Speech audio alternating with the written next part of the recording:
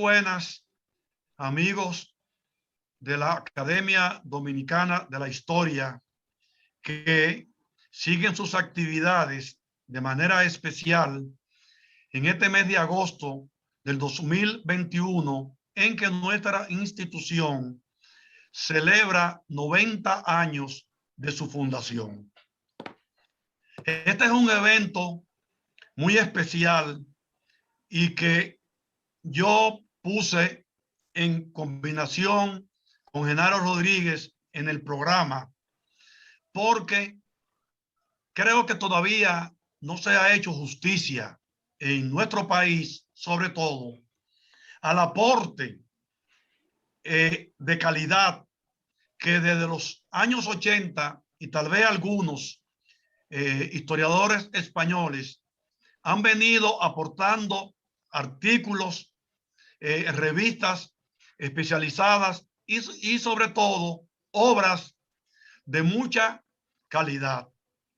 La producción historiográfica de los españoles sobre nuestro país, que pudiésemos llamarlo la producción dominicanista, para mí siempre he dicho que tiene un valor incalculable.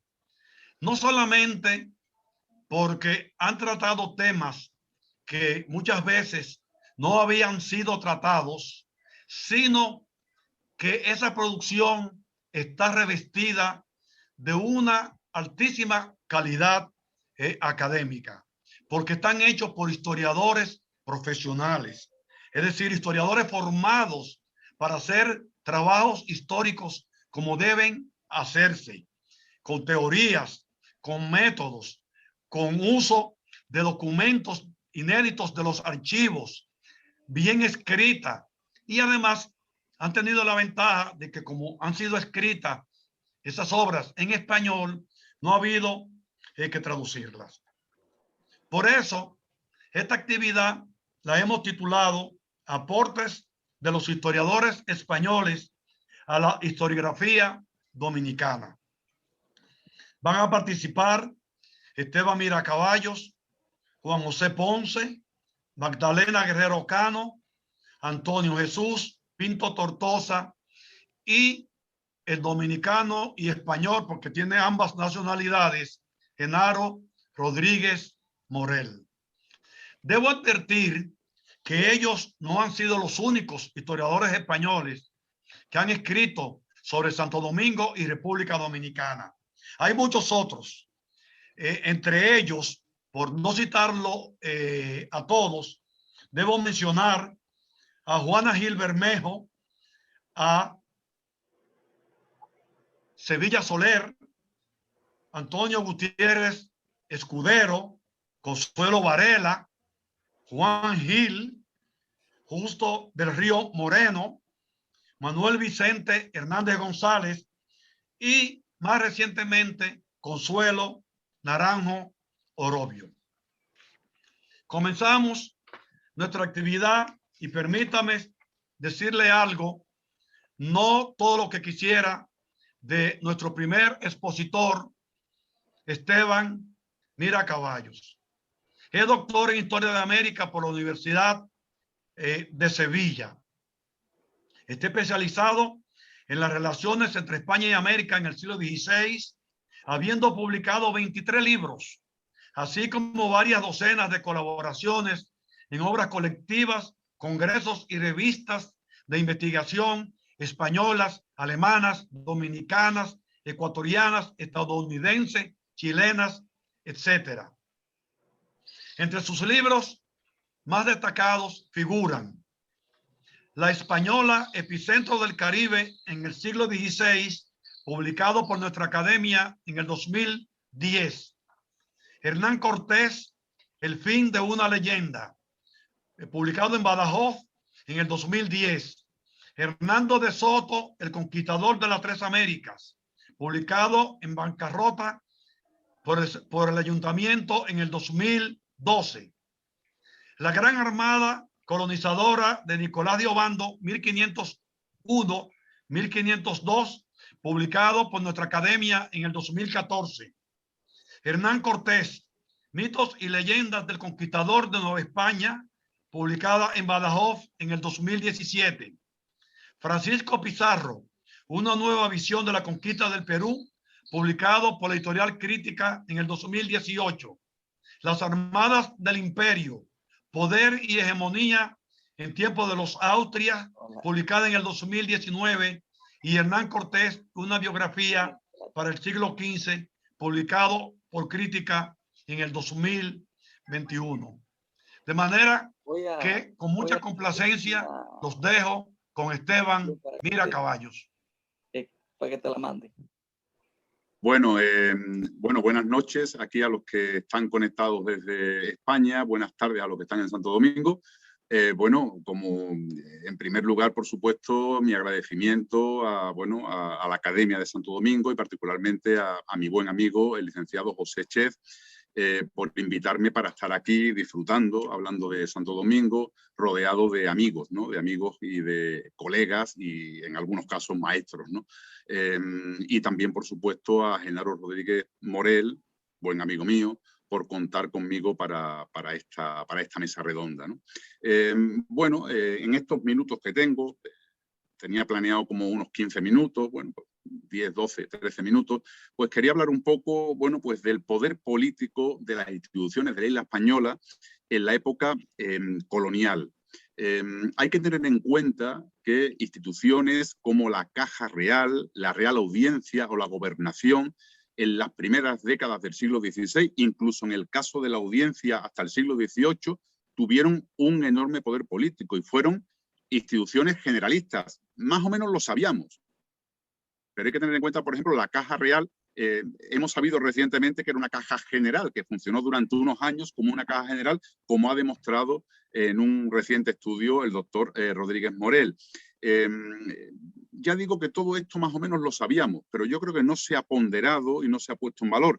Nadie se ha parado a estudiar en profundidad el enorme poder político que tuvieron las instituciones de la isla española en las primeras décadas del siglo XVI y en algunos casos incluso durante toda la época colonial, hasta bien entrado el siglo XVIII. Bueno, empezaré hablando brevemente de un personaje al que le he dedicado pues, varios lustros de investigación y bastantes trabajos y algunos libros, como fue Fray Nicolás de Obando, el primer gobernador de las Indias, comendador mayor de la Orden de Alcántara.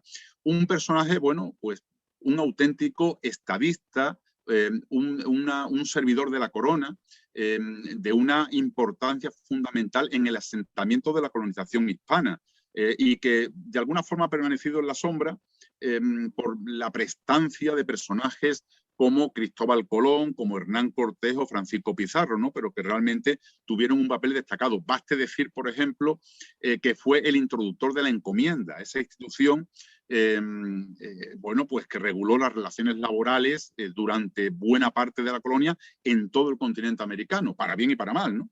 Bueno, pues el introductor fue él, que era comendador mayor de la Orden de Alcántara, y en 1505 dejó de repartir indios a secas y empezó a repartir indios en régimen de encomienda, ¿no? Y eso es un aporte que tiene o que hizo precisamente Nicolás de Obando. Bueno, hay que decir también que fue, como bien sabemos, gobernador de las Indias, no solamente de la española, y que además gozó de un enorme poder. De ahí que Girolamo Benzoni llegara a decir que, bueno, que era gobernador, pero con autoridad de virrey. Bueno, realmente pues tenía muchos poderes y el propio Fernando el Católico dijo que fue necesario darle al comendador mayor el cargo absoluto para remediar la isla, ¿no? Por las circunstancias en las que se encontraba, igual que Fernández de Oviedo pues afirmó que se le dieron esos poderes por el desconocimiento que la corona tenía en los primeros años de lo que era la realidad indiana y, en segundo lugar, por la agitada situación que se vivía. Bueno, y resumiendo mucho, pues hay que tener en cuenta, como ya hemos dicho, que era gobernador de las Indias y él, asumiendo ese papel, pues empieza a mandar expediciones a todo el entorno. Por ejemplo, lo primero que hace es mandar una expedición a Fernán Pérez Mateo a Veragua, que viene cargado con 400 kilos de Brasil. manda también a circunnavegar la isla de Cuba a Sebastián de Ocampo, a Juan Ponce de León a Puerto Rico y a Juan de Esquivel a la isla de Jamaica. Bueno, pues ya digo, dejo un poco ahí aparcado el tema de Nicolás Obando y me gustaría ahondar en la cuestión de la audiencia de Santo Domingo. Bueno, he revisado bien, bueno, pues la creación de la audiencia. El documento fue publicado facímil por el doctor Rodríguez Morel, y la creación de la audiencia el 5 de octubre de 1511, cuando se nombran los 3 jueces de apelación, a Marcelo de Villalobos, Lucas Vázquez de Ayllón y Juan Ortiz de Matienzo. Se planteó la idea de si realmente era una audiencia o digamos que la audiencia posterior, estos son unos jueces de apelación. Realmente es un debate bizantino, bueno, que ya quedó demostrado que no, que fue la primera audiencia indiana, ¿no? La del 5 de octubre de 1511. Los estudios de Américo Moreta, etcétera, etcétera, han demostrado claramente que era una audiencia, pero ya digo que era un debate bizantino porque ya Juan de Castellano dijo muy claro en el siglo XVI un pareado que a mí me hace mucha gracia, porque es clarísimo. Dice, según constó de la apariencia, formaban una manera de real audiencia. O sea que ya Juan de Castellanos en el siglo XVI dejó bien claro que efectivamente se trataba de una verdadera audiencia, lo creado el 5 de octubre de 1511. Y lo que es importante, gozaron de un enorme poder y además era una audiencia con poder sobre todas las Indias. Y esto es importante, porque cuando se crean nuevas audiencias, lo que se hace es desgajar esa audiencia de la audiencia de Santo Domingo, pero no su entorno. Ahora veremos cómo. En primer lugar, se le conceden muchos poderes y se crea la audiencia con la idea de neutralizar el poder concentrado por el grupo colombino, que eso realmente, bueno, pues sí que lo neutralizan. Y en segundo lugar, por los muchos delitos que se cometían, prevaricaciones, crímenes, amancebamientos, etcétera, que eso sí que no se consigue, digamos que no supone un remedio claro la creación de la audiencia, entre otras cosas porque los propios oidores participan en esos amancebamientos, en esas prevaricaciones, etcétera.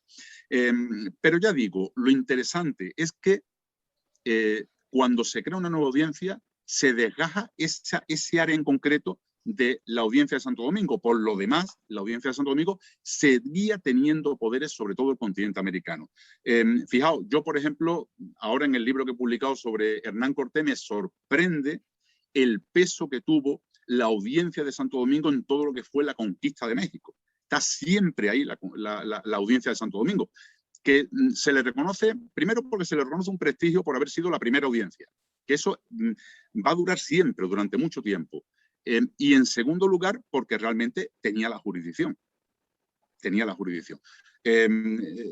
Lo primero que hace la audiencia es cuando hay el conflicto, bueno, no me quiero alargar demasiado, cuando está el conflicto entre Diego Velázquez y Hernán Cortés, es mandar a Lucas Vázquez de Ayllón, que va con la idea de disuadir a Diego Velázquez de que mande la expedición de Pánfilo. Al final manda la expedición de Pánfilo de Narváez y se embarca en esa misma expedición e intenta mediar allí en Nueva España. Finalmente, Pánfilo de Narváez se harta de él, lo deporta, lo manda de vuelta a Cuba. Al final le consigue convencer al capitán del barco para que lo lleve a Santo Domingo. Y bueno, y desde allí, desde la audiencia, están ayudando continuamente a Hernán Cortés. Hay correspondencia entre Hernán Cortés y la audiencia de Santo Domingo. También entre Hernán Cortés y Miguel de Pasamonte, que era amiguete suyo, pero la audiencia está muy presente en todo el proceso conquistador de Nueva España. También nos consta la participación de la audiencia de Santo Domingo en el conflicto que tuvo Hernán Cortés con Francisco de Garay por el Pánuco, y ahí está la audiencia de Santo Domingo también. Y muy clara también la presencia de la audiencia de Santo Domingo en las Ibueras en 1524, cuando van a ejecutar a Cristóbal de Olid, que cuando llega digamos, el mandatario de la audiencia de Santo Domingo, el bachiller Pedro Moreno, ya la habían ejecutado y se encuentra todo realizado y demás, pero allí está la audiencia de Santo Domingo en 1524 para intentar hacer justicia entre ese supuesto alzamiento de Cristóbal de Olid con respecto a Hernán Cortés. Pero fijaos, también en la conquista del Perú, que también lo investigué en su día cuando publiqué mi biografía de Francisco Pizarro, también está la audiencia de Santo Domingo metida en todos los fregados allí de la conquista del Perú. Hernando Pizarro recala siempre en Santo Domingo y recaba apoyo siempre de la audiencia de Santo Domingo y de distintas instituciones dominicanas en su proceso conquistador. por supuesto, cuando tiene problemas en 1536, Francisco Pizarro con la rebelión de Manco Cápac, ¿a quién llama? A la Audiencia de Santo Domingo, que le manda a Diego de Fuenmayor, con refuerzos, con armamento, con hombres, que cuando llega está sofocada la rebelión y tampoco hace más falta, pero allí estaba la Audiencia de Santo Domingo. Pero fijaos, una cosa curiosa e interesante. En 1541, cuando asaltan el palacio de Francisco Pizarro y lo matan, los dos Antonio, como yo le llamo, Antonio Picado y Antonio Miranda, ¿a dónde se quieren ir cuando salen del palacio? A Santo Domingo, a hablar con la audiencia, a denunciar lo que está pasando a la Audiencia de Santo Domingo. Pero fijaos el dato curioso, se ha fundado la Audiencia de Panamá ya. La Audiencia de Panamá se había fundado en 1538, pero en el 41 Antonio Picado y Antonio Miranda quieren ir a la Audiencia de Santo Domingo a denunciar lo que está pasando en Perú. Es interesante, ¿no? ¿Por qué? Porque se había desgajado la Audiencia de Panamá de la de Santo Domingo, pero allí seguía teniendo jurisdicción la Audiencia de Santo Domingo y ellos recurren reiteradamente a la Audiencia de Santo Domingo.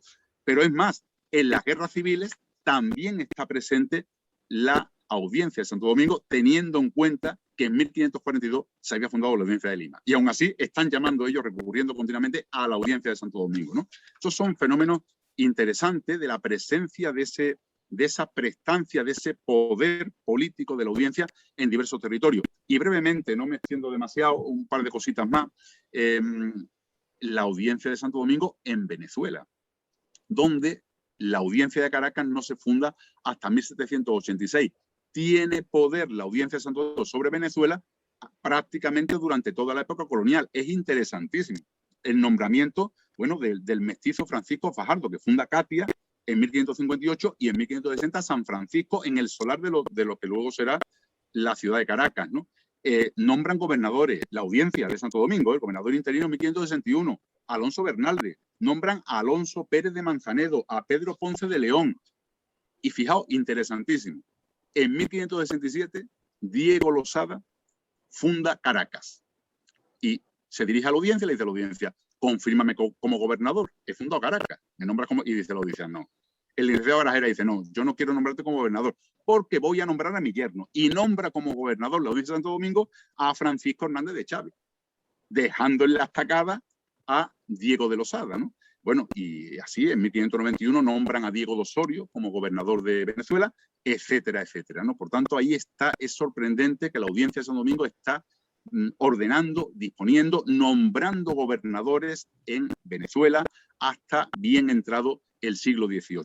Y lo mismo habría que decir, que sería largo entrar en ello, con el virreinato del Río de la Plata, donde judicialmente la Audiencia de Santo Domingo tuvo poderes sobre ese territorio durante mucho tiempo. Y bueno, y podríamos seguir hablando extensamente, no me quiero comer tiempo de mis compañeros, que seguro que tendrán que decir cosas muy interesantes. Para concluir, bueno, pues solamente decir eso, yo creo que es un tema interesante, un campo de trabajo que, bueno, si tengo tiempo y posibilidad en los próximos años me gustaría hacer algo, sobre todo investigar el poder político de instituciones como la Audiencia de Santo Domingo en todo el continente americano. Un poder político que se lo daba, primero, porque tenían jurisdicción en muchos casos, y en segundo lugar, por el prestigio que siempre tuvieron, como la primera audiencia de las Indias, ¿no? Y yo creo que esto, aunque se han hecho muchos trabajos sobre las audiencias y sobre la Audiencia de Santo Domingo en concreto, yo creo que hay un campo de trabajo ahí para seguir investigando sobre esta cuestión. Y bueno, y doy paso a mis compañeros, que tengo muchas ganas además de escucharlos también.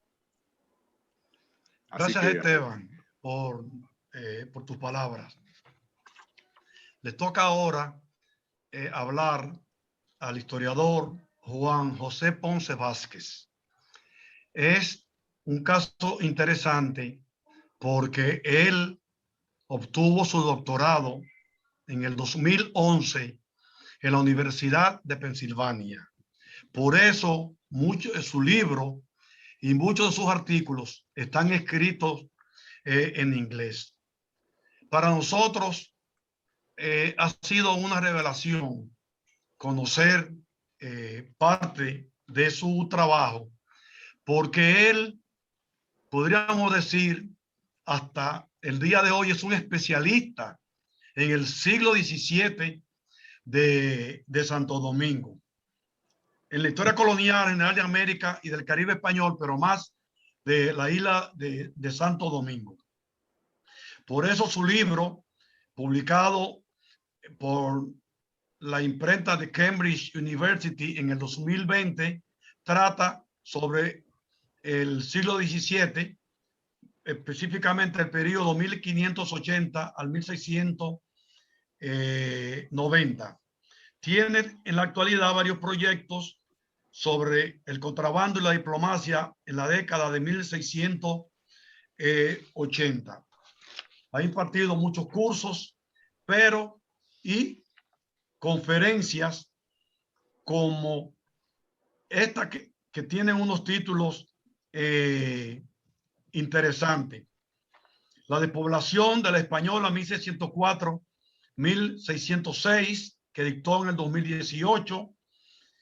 También participó en el Congreso Dominicano de Historia que organizó la Academia en el 2017 con una ponencia titulada Delito, Poder y Transformación de la Esclavitud en Santo Domingo, circa 1600-1650. Tiene algunos artículos como Compañeros desiguales en el crimen, amos, esclavos y gente de color libre en Santo Domingo, circa 1600-1650, publicado en la revista Slavery and Abolition en el 2016. Tiene un artículo que insto a todos los dominicanos a consultar, porque eso está en la red, en el Boletín del Archivo General de la Nación, publicado en el 2015, con el título Colaboraciones fronterizas, diplomacia y guerra en la Española, 1660-1690. Tiene un artículo en una obra titulada Sitios de Memoria en España y América, editada por Marina Llorente, Marcela Salve y Aida Díaz de León, publicada en Nueva York en el 2015, con el título sugerente de Casting de Traidores y Villanos, la memoria historiográfica de las despoblaciones de la Hispaniola de 1605. De manera que me complace dejarle con Juan José Ponces Vázquez. Muchas gracias, licenciado. Le agradezco mucho esa tan generosa presentación y muchas gracias por la invitación. Gracias, Genaro Rodríguez Morel, por invitarme y es un placer compartir panel con tan ilustres invitados, ¿no? Mi intervención hoy voy a intentar ser breve y atenerme al tiempo que se me han dado, y mi intervención va a ser puramente historiográfica. Lo que a mí se me pidió un poco fue hablar sobre aquellos historiadores españoles que han trabajado en el siglo XVII en la española, ¿no? Y son pocos, son bien pocos, porque en realidad la historia del siglo XVII está todavía casi por escribir, ¿no? Digamos que es el gran siglo olvidado de la historia de la isla, ¿no? Yo creo que comparado sobre todo con el 16 o el 18, realmente es un desierto, realmente, comparado con esos dos siglos en la que la producción historiográfica ha sido muy voluminosa, ¿no?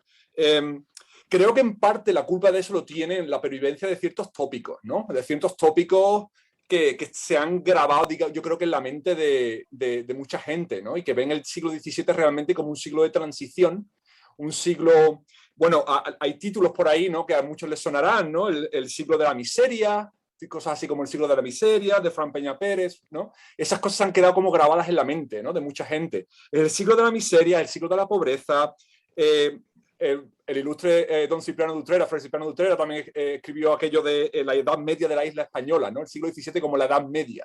Lo cual no puede ser realmente, en cierta manera, yo no creo que lo intuyera así, o el que él quisiera hacerlo así, pero es de las cosas más despectivas que se puede hacer, ¿no? Porque la Edad Media en por sí es un título despectivo. La Edad Media es lo que está en medio de lo que es la antigüedad clásica y lo que es el Renacimiento, ¿no? Es un hueco, es un vacío, es una nada, ¿no? Pues el 17 en la española se ve como ese hueco o ese vacío, ¿no? En la Edad Media de la isla española.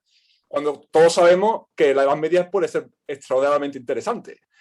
Entonces, queda mucho por hacer. voy a hacer rápidamente un repaso de algunas de las personas que han trabajado en la española en el siglo XVII. Y si me permiten el atrevimiento, voy a empezar con dos que seguramente son muy conocidos de ustedes, porque vivieron o viven allí, ¿no?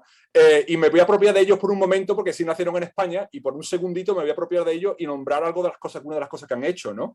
El primero sería, sin duda, el padre José Luis Sáez, bueno, que es conocido y querido por muchos de los presentes, y que su trabajo, sobre todo sobre los bautismos de esclavos, ha sido muy importante, porque realmente ese libro, que es plenamente en el siglo XVII, ha sacado a la luz unas fuentes documentales muy importantes que todavía están todavía por trabajar. Y él trabaja, digamos, de manera, digamos, introductoria, pero hay mucho más que hacer en ese campo, ¿no? El segundo que me gustaría mencionar muy rápidamente es Carlos Esteban Deive, que nos dejó hace no demasiado.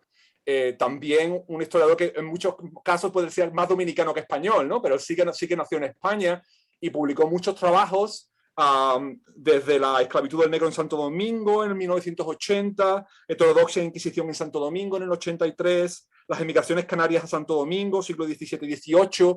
Tiene un trabajo extraordinariamente voluminoso y de una gran calidad, ¿no? Entonces, esos son algunos de los que han trabajado, digamos, españoles que han trabajado desde allá, ¿no? Desde el lado español, como se estaba comentando entre los panelistas a principio de la exposición, ¿no? Hubo durante los años 80 hubo un grupo de estudiantes en la Universidad de Sevilla en los que el director de tesis los inclinó, digamos, a estudiar, digamos, la historia del Caribe por 50 años, en ciclos de 50 años, ¿no? Entonces, en ese proceso se crearon algunos de los que son todavía una de las primeras contribuciones que existen para la historia de Santo Domingo y otros lugares, también Puerto Rico y Cuba, ¿no?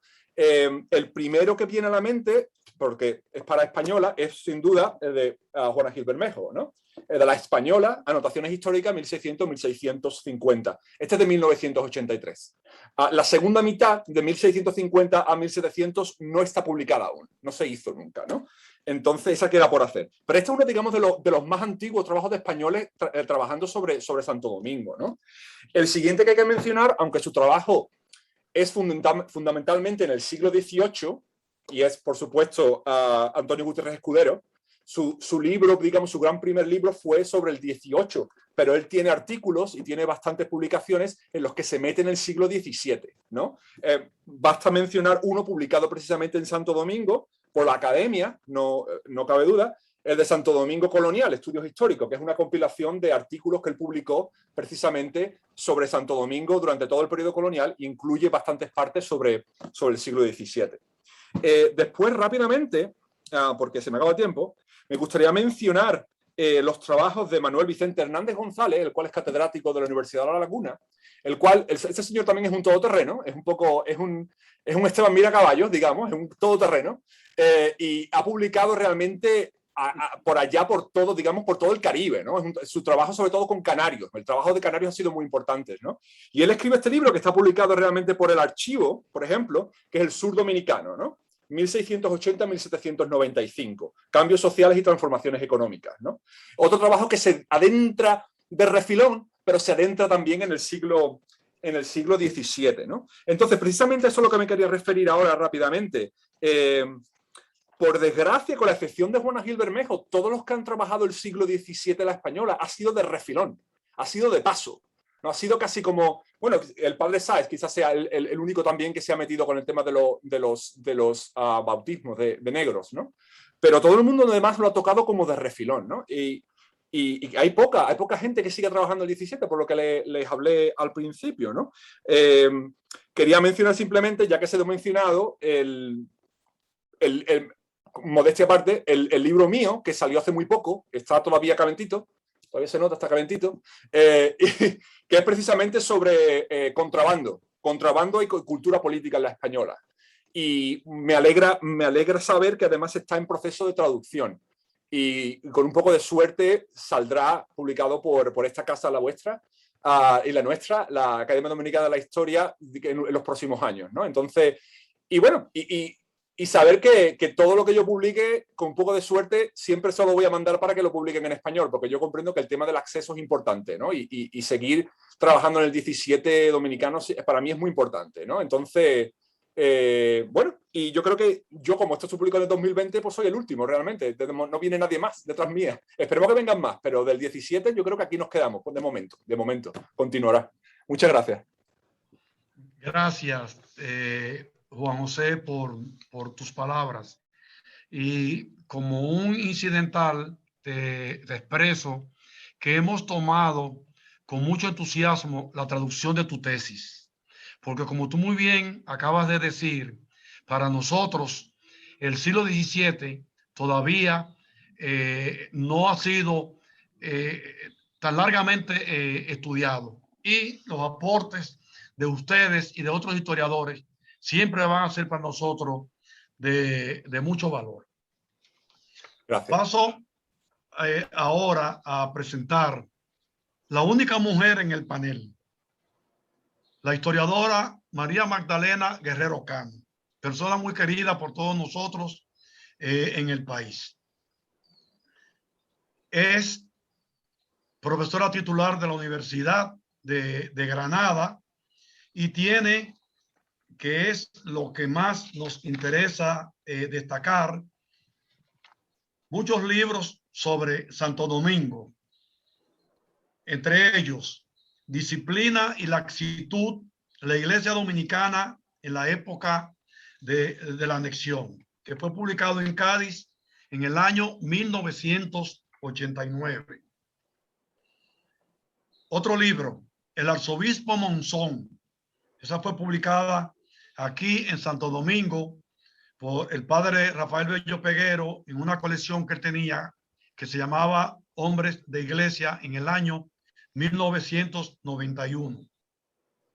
Nuestra academia en el 2010 publicó un conjunto de trabajos de ella con el título Sociedad, Política e Iglesia en el Santo Domingo Colonial, 1861-1865. Tiene muchos proyectos de investigación. Además, ha escrito un conjunto de artículos en revistas especializadas de España, de América, de Alemania, en fin. Pero en aras del tiempo no voy a seguir abundando y le doy la palabra a María Magdalena Guerrero Cano. Muchas gracias. Aquí buenas noches, allí buenas tardes. Me siento muy feliz, infinitamente feliz, de estar entre amigos y compañeros. Comparto la alegría dominicana porque de siempre, desde que los descubrí, gran parte de mi ser es dominicano. Me emociono hablar de esto, pero bueno, voy a lo que voy. He trabajado, sobre todo, simplemente voy a hacer una breve reflexión sobre lo que he trabajado más sobre Santo Domingo. He trabajado prioritariamente el siglo XIX. Indudablemente, Santo Domingo es un lugar de varios y múltiples azares y cambios. Se puede decir una tierra de tornaviaje, porque todo empezó allí y luego también llevó a cabo su independencia casi de los primeros, de los países americanos. Por eso podemos decir que es casi una bisagra del imperio. Allí empezó casi todo y allí, de una forma u de otra, terminó. Indudablemente, tenemos que hablar del prestigio de sus instituciones. No hay institución importante en la historia española que no tuviera su ensayo en Santo Domingo. De ahí que no podamos olvidar la importancia que para el imperio tuvo el Real Patronato Indiano. Y allí fue el primer ensayo y donde se aplicó. Por lo tanto, es modelo y es primada para toda América en casi todas las instituciones. Aunque tenemos que decir que es una tierra de ensayo y de pocos logros. Yo eso ya lo he comentado en algún artículo. Es una tierra de intentos y proyectos, pero casi siempre en el siglo XIX, sobre todo, se venían abajo por falta de medios económicos. Fue muy poco tiempo el que España estuvo durante la anexión. Se intentó todo. Se tuvieron muchos objetivos. Se tuvieron muchos planes, pero triunfaron muy pocos. Se tuvieron tantos planes como los hospitales, el ferrocarril, la reforma de la iglesia, es decir, infinito. Ello no impide que el fracaso de todos estos proyectos no nos permitan o no sean los más adecuados para estudiar estas instituciones. Tanto que ahora en Granada hay un proyecto para estudiar las universidades americanas.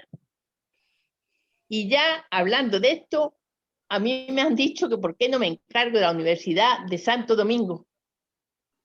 La verdad es que lo miro con cierto pudor porque creo que es un tema bastante complejo, pero me agradaría de hacer una buena aportación para la historia dominicana. Eso es todo. Muchas gracias y un abrazo muy fuerte. Gracias, María Magdalena, por tus palabras. Me permito ahora presentarle al historiador Antonio José Pinto. Es doctor en Historia Contemporánea por la Universidad Complutense de Madrid y el Instituto Superior de Investigaciones Científicas. Su tesis doctoral, que está publicada en español, se titula Una colonia en la encrucijada, Santo Domingo entre la Revolución Haitiana y la Reconquista Española, 1791-1809. Como parte de su formación doctoral, cursó 3 estancias de investigación en centros internacionales de excelencia en Londres, Reino Unido, y en Nueva York y Pittsburgh, en Estados Unidos de América. Durante los cursos académicos 2012, 2013, 2014, el doctor Pinto ejerció como profesor de educación secundaria obligatoria en un centro concertado de la Comunidad de Madrid. Desde enero del 2014, compaginó dicha actividad con la de profesor adjunto en la Universidad Europea de Madrid, en el Departamento de Educación y Desarrollo Profesional, adscrito a la Facultad de Ciencias Sociales. En la actualidad, su actividad docente está exclusivamente vinculada a la Universidad Europea de Madrid en el área de Relaciones Internacionales. Además, desde el 2015 dirige el Máster Universitario en Formación de Profesorado. Me complace dejarlos con el profesor, el historiador Antonio José Pinto. Muchas gracias, licenciado. Hola, ¿qué tal? Buenas noches a todos desde España. Como decían mis colegas previamente, buenas tardes a quienes se unen a nosotros desde la República Dominicana. Y bueno, pues primeramente, como corresponde, las gracias que se deben a la Academia Dominicana por invitarme a participar en este foro, que es todo un honor integrar junto con el resto de mis colegas que me han precedido.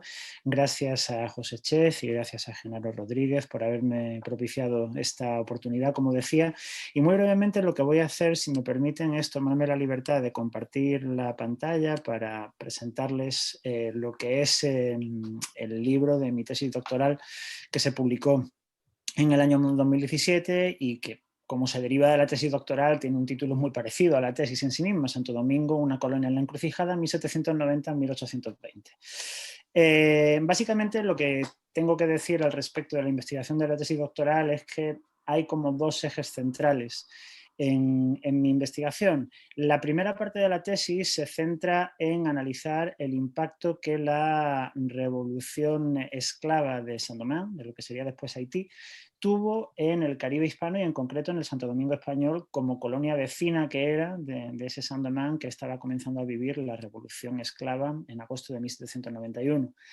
De la segunda parte de la tesis hablaré más adelante cuando veamos detenidamente primero los acontecimientos esenciales de esta primera parte de la investigación.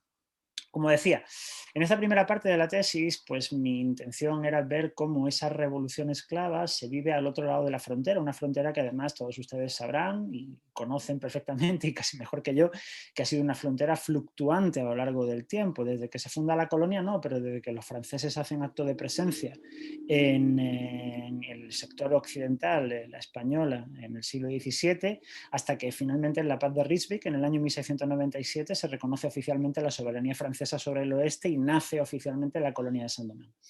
Entonces, bueno, pues intentando ver cómo los sucesos que tienen lugar en Saint-Domingue después de la ceremonia mítica de Bois Caiman, el 22 de agosto de 1791, impactan en Santo Domingo, estuve investigando no solamente documentación de los archivos españoles, el Archivo Histórico Nacional, el Archivo General de Simancas, el Archivo General de Indias, sino que además también pues, tuve la posibilidad de estudiar la documentación colonial de The National Archives en Londres y luego del National Archives and Record Administration en Washington, en concreto en la sede de Albany, en Estados Unidos.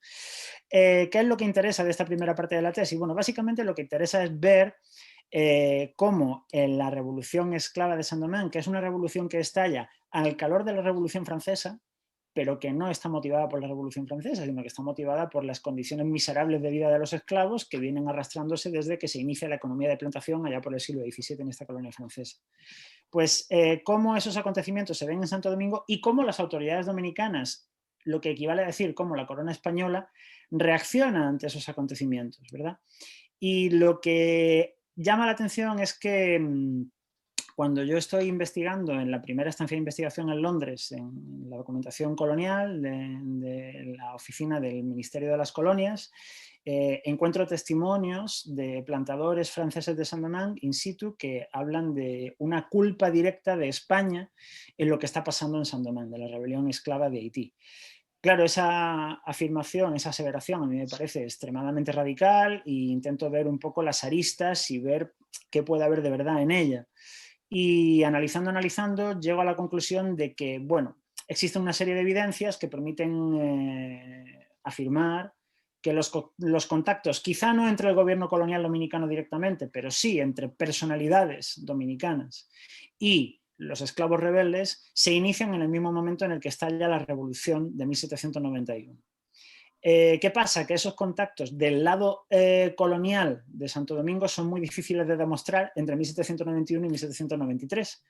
¿Por qué? Pues porque en ese momento España es oficialmente neutral frente a la Revolución Francesa y todo lo que tenga que ver con la Revolución Francesa. Entonces España no se puede pronunciar al respecto. Sí que hay correspondencia y hay declaraciones de Toussaint Louverture, de entonces Toussaint Breda, en las que afirma que está teniendo contactos con personajes españoles, sin identificar claramente a esos españoles a los que menciona. ¿Qué pasa a partir del año 1793, cuando la Convención Nacional Francesa ejecuta a Luis XVI y entonces España y Francia se declaran la guerra ya oficialmente? En la primavera de 1793 se intensifican los contactos entre la corona española y las tropas esclavas rebeldes de 3 generales de Saint-Domingue, que son, aparte del propio Toussaint Breda, Jean-François Papillon y Georges Biassou.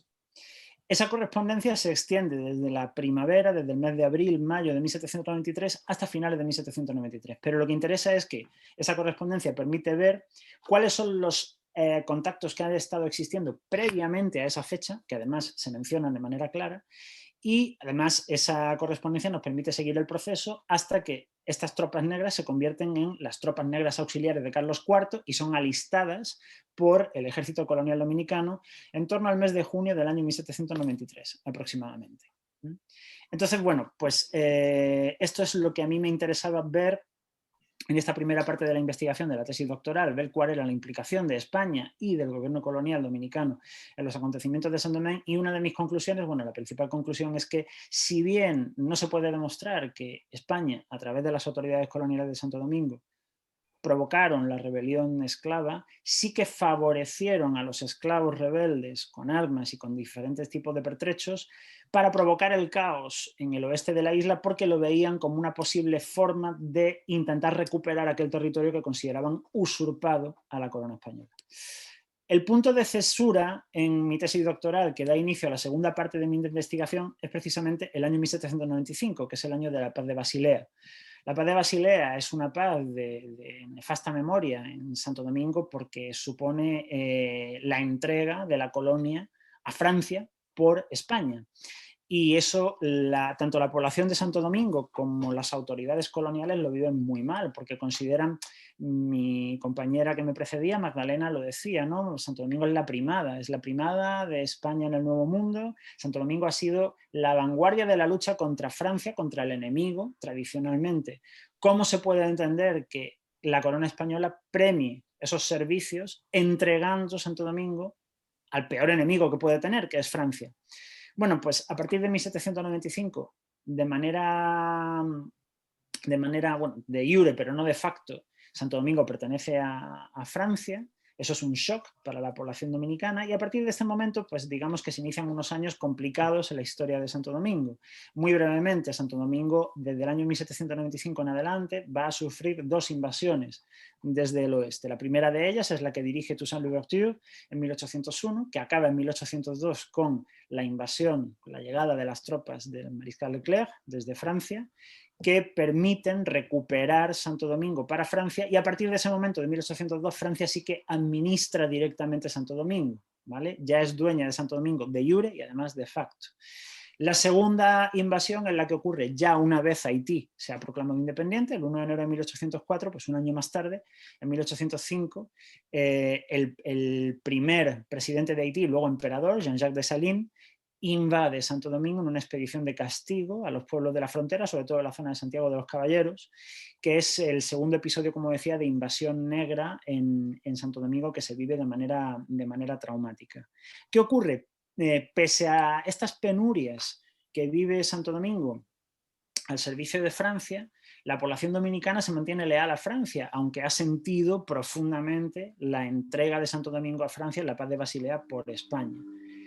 Y en el año 1808, pese a esos años de tribulaciones al servicio de Francia y pese a ese silencio de la población dominicana, en 1808, al calor de la Guerra de la Independencia en la península ibérica entre España y Francia, mejor dicho, de España contra Francia, en la colonia, en Santo Domingo, estalla una sublevación también contra el dominio francés, inspirada por lo que está pasando en la península ibérica y liderada por Juan Sánchez Ramírez.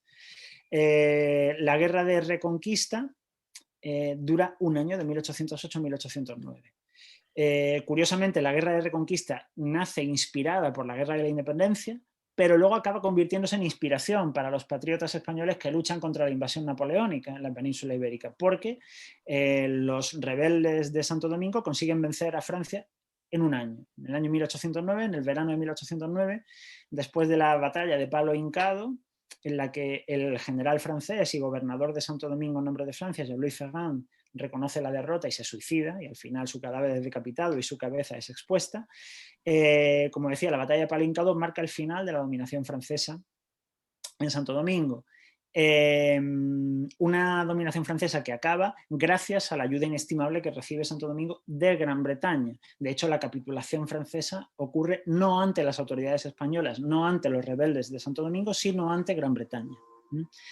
¿Qué es lo que llama la atención de este proceso? Pues llama la atención, y en eso me detengo bastante en la tesis, que Santo Domingo, a diferencia de otras colonias españolas de Hispanoamérica, cuando se subleva para expulsar a los franceses lo hace, pero para volver al seno de España, no para proclamar su independencia de España. ¿Por qué? Pues casi con total seguridad porque las autoridades coloniales de Santo Domingo saben que la única posibilidad que tienen de resistir nuevos envites desde el oeste, desde Haití, es la protección de España. Lo que sucede es que España en ese momento no está en condiciones de ofrecer protección ni garantía alguna a Santo Domingo. España está inmersa en la Guerra de la Independencia, que dura desde 1808 a 1814, como todos saben, y a partir de 1814 el reinado de Fernando VII va a tener sus propias tribulaciones y sus propios problemas, y tampoco va a ser capaz de España de hacer frente, o mejor dicho, de hacer frente a las demandas y a los anhelos de la población de Santo Domingo. De hecho, la población de Santo Domingo y las autoridades de Santo Domingo se sienten tan decepcionadas por esa incapacidad española que al periodo que se inicia en la historia dominicana, desde 1809 a 1821, se le conoce como la España boba, y ese precisamente es, en 1809, el punto final de la investigación que centra mi tesis doctoral. Muchas gracias. Gracias, profesor, por su intervención. Vamos a pasar ahora al último panelista de esta actividad, que es el historiador Genaro Rodríguez Morel. Nació en el noroeste de nuestro país, en la provincia de Montecristi. Es dominicano de nacimiento, pero también es español, donde vive en España, en Sevilla, y tiene residiendo allá más de 35 años. Se obtuvo la licenciatura en Historia en la Universidad de Sevilla en el 2002 y el doctorado en Historia en la Universidad Jaume I en Castellón en el 2009. Es un especialista, en realidad, de los pocos dominicanos que se han especializado en el estudio de la esclavitud negra en el siglo XVI. Sobre ese tema no voy a mencionar, tiene innumerables artículos publicados en diferentes sitios como Sevilla, Madeira, en Estados Unidos, en North Carolina, etcétera, con su obra titulada Orígenes de la economía de plantación de la española. Obtuvo el Premio Nacional de Historia José Gerber García en el 2011. Genaro Rodríguez Morel tiene, él podrá decirlo en su intervención, más de 20 libros editados sobre cartas del Cabildo de la ciudad de Santo Domingo en el siglo XVI y también cartas de la Real Audiencia de Santo Domingo, que era a la obra que hacía alusión al inicio de este evento, Esteban Miras Caballo.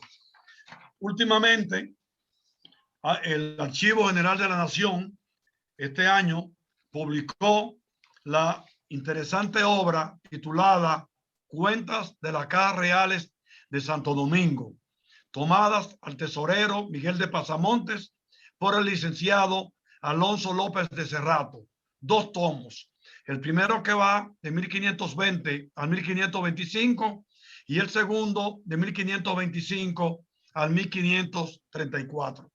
Por la importancia de la obra, con un panel sobre la misma, donde van a intervenir los historiadores Herbert Klein, Fran Moya Pons y Sergio Hernández, la academia va a concluir sus actividades del mes aniversario.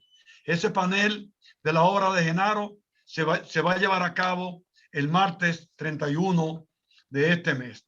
De manera que me complace dejarlo con el historiador Genaro Rodríguez Morel. Gracias, señor presidente. Buenas tardes, Santo Domingo. Buenas madrugadas aquí. Ya son casi la 1. Es una cuestión interesante y siempre estuve pendiente de por qué, si en el Archivo General de India la sección más trabajada era la Audiencia de Santo Domingo. Entonces, eso se debe a que por Santo Domingo pasaron la figura más importante de la colonización. Todo el que quiere estudiar a Colón tiene que consultar los fondos de Santo Domingo. A Obando, a Oviedo, Las Casas, Cortés, todos comenzaron en Santo Domingo.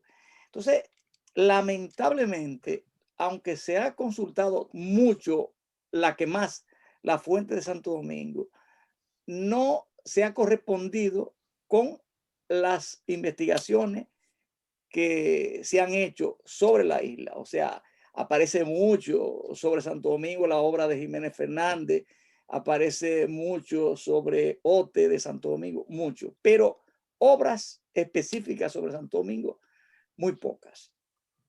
En los años 70, 80, por iniciativa del doctor historiador de la Universidad de Sevilla, Morales Padrón, sacó sus alumnos y, como ya comentaba Juan José y Esteban, trozos de la historia dominicana. Aquí tenemos la primera, que fue la de Rosario Sevilla Soler, de Santo Domingo, Tierra de Frontera, que lo publicó en el año de 1980. Luego le siguió la española en el siglo XVI, 1650, 1650, en 1983, y finalmente otra obra sobre Santo Domingo en el siglo XVIII de Antonio Gutiérrez Escudero. Pero a partir de eso no se ha escrito prácticamente obras específicas sobre Santo Domingo. Luego, una generación más jóvenes, de más preocupación por el Caribe, pues la tenemos en Esteban Mira, que es de los que ha trabajado los inicios de la colonización en Santo Domingo. Juan José Ponce se ha dedicado por completo prácticamente al estudio del siglo XVII, así como Magdalena y Pinto Tortosa. Pero queda todo por hacer, todo. En Santo Domingo no se ha estudiado nunca nada sobre hacienda, sobre agricultura, sobre ganadería, sobre mujer. No existe trabajo. El único trabajo que se hizo de una obra concreta sobre el siglo XVI fue el de doctor Moyapón, la española en el siglo XVI, que llega hasta 1520. Pero los aportes que se han venido sucediendo a partir de la obra de los historiadores Juana Gil Bermejo, Antonio Gutiérrez Escudero, Rosario Sevilla Soler, le han dado la alternativa a Esteban Mira, que ya tiene bastante trabajo sobre Santo Domingo. Y creo que con la difusión de las fuentes que se están publicando en Santo Domingo, es muy probable que la historia colonial dominicana tenga acogida por investigadores.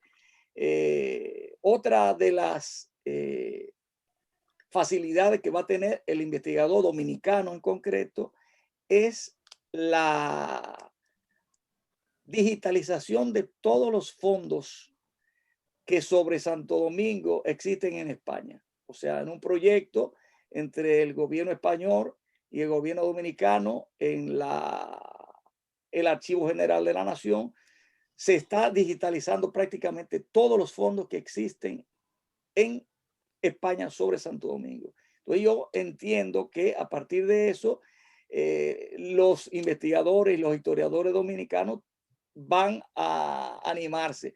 ¿Por qué? Porque una de las razones por las que no ha habido un seguimiento de esa parte temprana de la historia dominicana se debe primero a las fuentes. Santo Domingo no tiene fuentes y están todas en Sevilla. Entonces, poco a poco,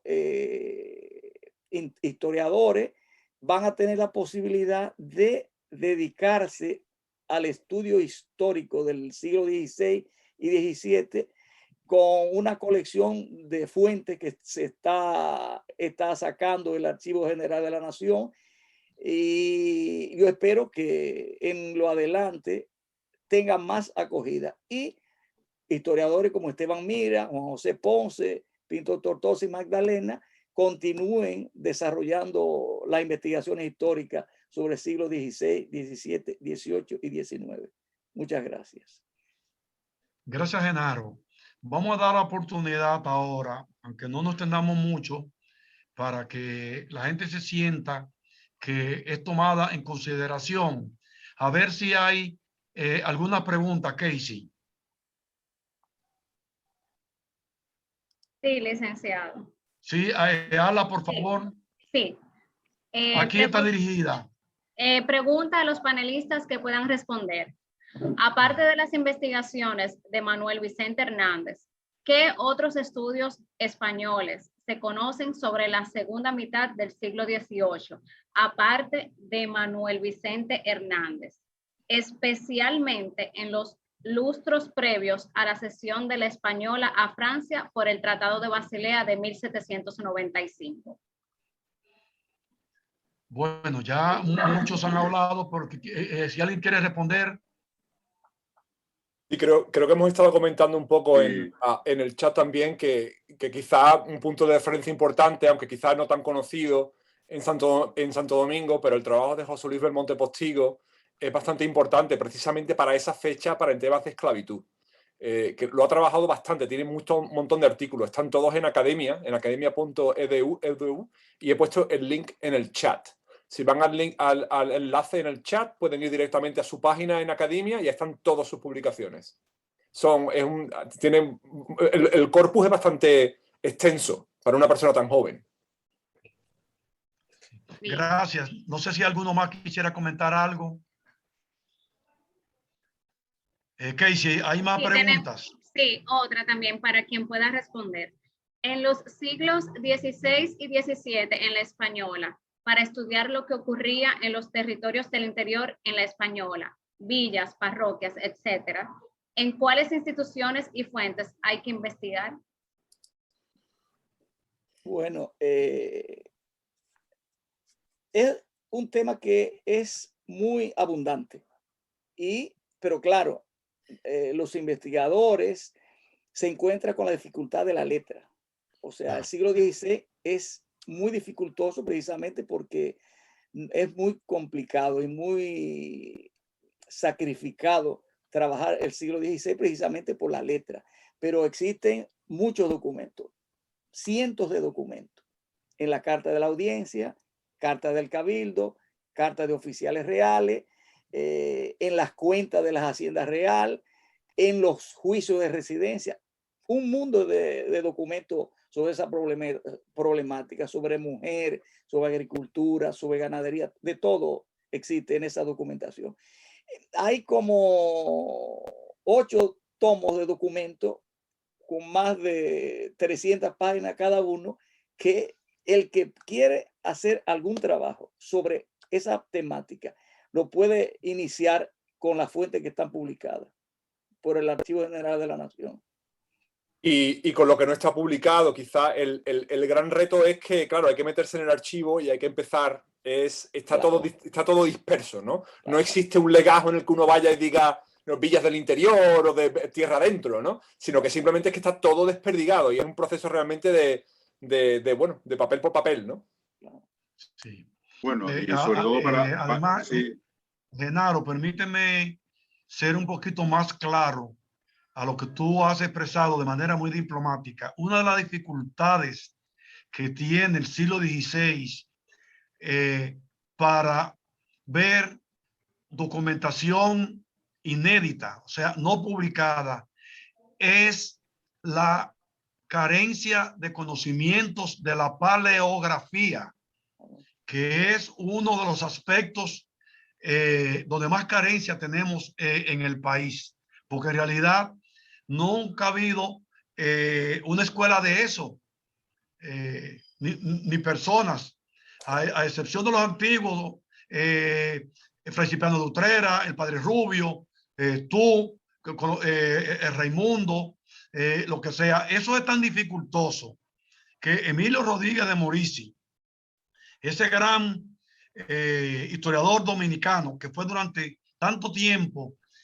presidente de la Academia Dominicana de la Historia, él no sabía paleografía, y la inmensa mayoría de los libros publicados por él, por la Academia, él le pagaba a paleógrafos que estaban en Sevilla, que era lo que hacían las transcripciones, y eso era lo que él publicaba. Cuando nosotros vinimos aquí, todavía existían esos paleógrafos. Sí. Había un don Francisco Rico que la gente le pagaba para transcribir documentos del siglo XVI, XVII. Todavía existen, ¿eh? Todavía existen algunos. De hecho, todavía existen algunos porque hay historiadores de Estados Unidos que no pueden viajar o lo que sea, y entonces pagan a personas que están allí para que saquen cosas. Pero bueno, para desmitificar un poco el tema de la paleografía, que es absolutamente fundamental e importante, la paleografía en el fondo no es ningún misterio. O sea, lo que hay que echarle es horas. La paleografía es echarle una hora tras hora tras hora, pero no tiene ningún misterio, ¿eh? O sea, bueno, tiene algunos misterios que con alguien se pueden aprender fácilmente, pero es echarle tiempo. No hay que ser un genio para leer la letra, hay que echarle muchas horas. Como todo en la vida. Casey, ¿hay más preguntas? Sí, tengo otra. Un momentito. ¿Cuáles fuentes puede encontrar algún registro de las familias o inmigrantes que llegaron en los viajes a la Española en el periodo 1500-1700? Bueno, la pregunta es muy genérica. Bueno, existe el trabajo de Vilma Benzo de Ferrer de los pasajeros a India, están los libros de pasajeros y están, bueno, pues los registros de embarque de la Casa de la Contratación, que son los que usualmente se usan para toda la época colonial, pero es cierto que están bastante incompletos, ¿no? Y que eso hay que completarlo con fuentes locales.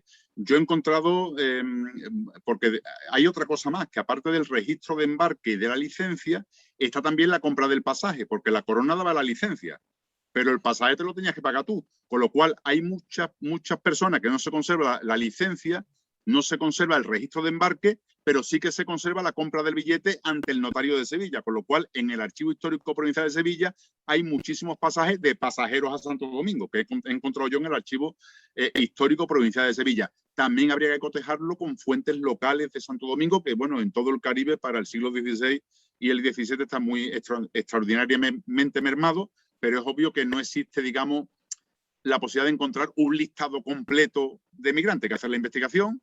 Está, bueno, ya digo, los registros de pasajeros, las licencias de pasajeros, el registro de embarque, la compra de los boletos en el Archivo Histórico Provincial, y después habría que hacer el contraste con las fuentes locales. Yo recientemente he hecho un trabajo de la emigración de Zafra América y me salen pasajeros alegales, digamos, no ilegales exactamente, sino alegales, que no hay ninguna documentación en el Archivo General de India de ellos, ni ninguna constancia de pasaje en los registros de la Casa de la Contratación, pues casi del 60%, o sea, del 100% de los que están registrados, de los que hay noticias que pasaron en América, el 60% no hay información en los registros oficiales. Es más, cuando sale una carta, por ejemplo, una carta privada de uno, pues cita a 7 amigos que están por allí, y ninguno de los 7 están en el registro de la Casa de la Contratación. Por tanto, ya digo, no hay un registro que puedas tener todos los pasajeros, pero sí que hay que hacer pues una investigación con fuentes locales, contrastándolas con las fuentes del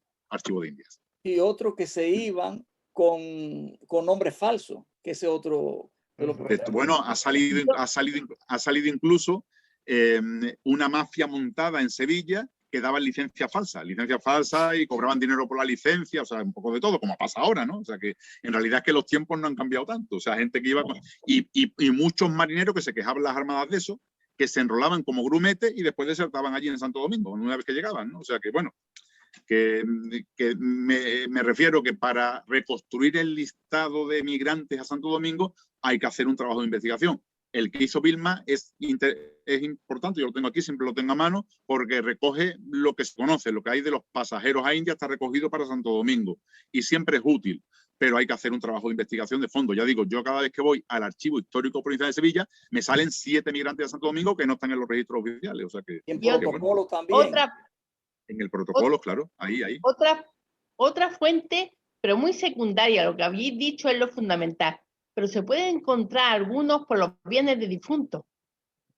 Los bienes de difuntos, claro, ahí también se puede encontrar algo. Desde luego, si iban ilegalmente, no había proceso luego para devolver los bienes a la península.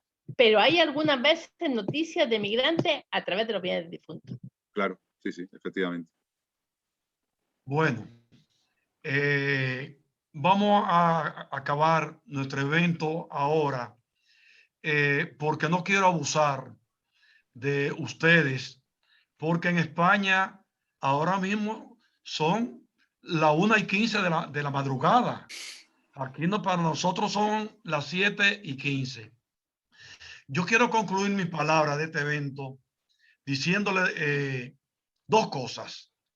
Primero, que el país les está muy agradecido del trabajo de ustedes como historiadores que han concentrado sus esfuerzos académicos en el estudio de nuestra historia. Son trabajos, como yo decía al principio de esta actividad, de una calidad muy elevada. Y en segundo lugar, que estoy desesperado y loco que pase esta bendita pandemia, porque nos gustaría tenerlos a ustedes, no en una pantalla de una computadora como lamentablemente estamos en este momento, sino que ustedes vengan a la República Dominicana, porque el contacto con ustedes, los diálogos, siempre ayudan a entusiasmar a los dominicanos que están trabajando en temas que ya ustedes muchas veces han trabajado, y siempre arrojan luces, sobre todo en lo que se refiere a los planteamientos teóricos y a las fuentes de los archivos españoles. Finalmente, la academia agradece mucho la participación de los historiadores españoles que nos han acompañado: Esteban Miracaballos, Juan José Ponce, Magdalena Guerrero Cano, Antonio de Jesús Pinto Tortosa, y al dominico español Genaro Rodríguez Morel. Gracias por su participación, que han arrojado muchas luces y sobre todo que deben servir para entusiasmar a los investigadores del presente y a los que nos van a suceder en el porvenir, a seguir profundizando en muchos de los temas que ya ustedes han trabajado. Hasta pronto y un saludo muy cordial. Gracias. Muchas gracias. Gracias. Buenas noches, muchas gracias. Gracias.